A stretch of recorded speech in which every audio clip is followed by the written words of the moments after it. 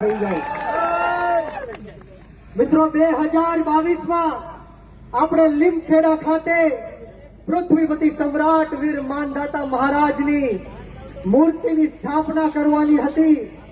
પરંતુ એમ કેમ પ્રકારે આ શાસનના કારણે, આ પ્રશાસનના કારણે સમગ્ર ગુજરાતમાં જેની વસ્તી સૌથી વધારે છે, જેની વોટ બેંક સૌથી વધારે છે, એ આપણા કોળી સમાજના ઈષ્ટદેવ માનધાતા મહારાજની મૂર્તિ હટાવવાનું જે લોકોએ પાપ કર્યું છે,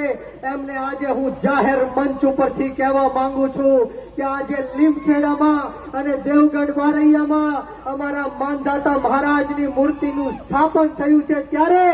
કોઈના માયલાના તાકાત હોય તો એકવાર અડીને જોઈ લો. કોઈ માયનો લાલ એવો હોય કે માનધાતા મહારાજની મૂર્તિને અડીને દેખાડે, એની માનું છઠ્ઠીનું ધાવણ યાદ દેવડાવવાનું અમે લોકો કરવાના છીએ.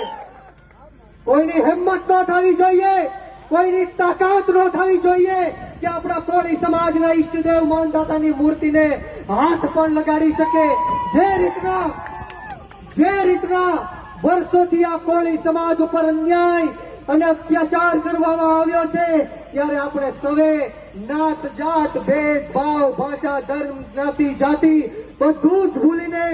એક થવાની જરૂર છે, વ્યસન મુક્ત થવાની જરૂર છે, શિક્ષિત થવાની જરૂર છે. હમણાં જ બાબુએ કીધું કે મહુવા તાલુકાના બગદાણા ગામની જે ઘટના આપણે જોઈ, એમાં દુઃખ સાથે કહેવું પડે કે આપણા કેબિનેટ મંત્રી હોય, બે રાજ્ય કક્ષાના મંત્રી